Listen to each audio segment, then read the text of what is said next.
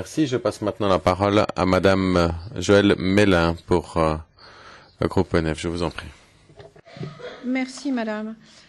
Tout d'abord, un préambule. Il est tout à fait extraordinaire que nous ayons à traiter un problème de pauvreté et de l'importance que nous voyons aujourd'hui, c'est-à-dire pratiquement un Européen sur 5 qui serait au seuil de pauvreté après 60 ans d'existence de l'Europe. Je crois qu'il faudra quand même que chacun, par devers soir, se pose la question du pourquoi, du comment, et fasse un redoutable constat d'échec.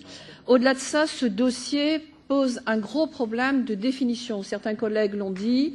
Le problème est de savoir, dès l'instant que nous ne parlons pas de salaire minimum garanti, qui donc dépend, M. Rolin le sait bien, des discussions avec les partenaires sociaux, nous nous trouvons dans un concept qui est simplement un matelas de protection face à la pauvreté.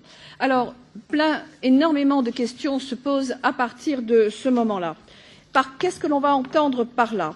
Est-ce qu'on entend qu'il s'agit d'un filet de sécurité?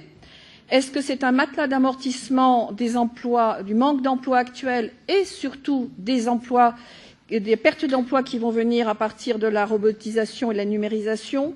Est-ce que c'est un choix déterminé pour certains, puisqu'on sait qu'il y a des théories où certains souhaitent ne pas vivre avec des revenus importants, mais vivre mieux?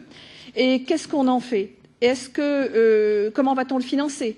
Est-ce que ce sera de la redistribution à partir des impôts, en particulier l'impôt unique?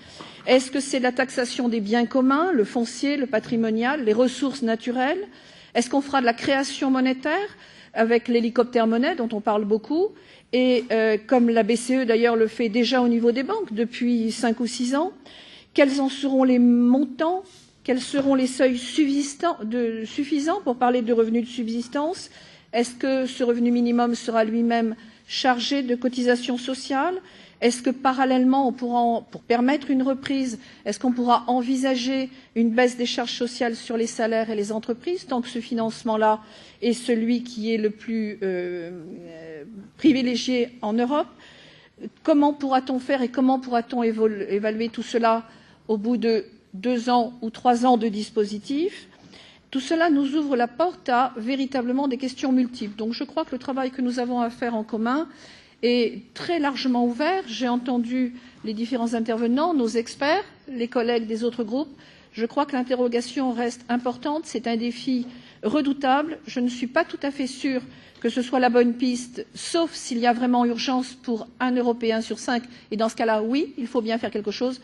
Nous pensons, nous, que le mieux, ce serait quand même une reprise véritable à partir des entreprises, particulièrement les TPE, PME, et que nous puissions les libérer des carcans dans lesquels elles sont pour permettre des emplois et des emplois qui ne soient pas, comme on le voit maintenant, avec des seuils qui sont avec des salaires proches des minimums garantis, en tout cas dans les pays qui ont des minimums garantis, qui se trouvent être aussi quasiment au seuil de pauvreté ou très près du seuil de pauvreté, plus particulièrement pour les classes moyennes.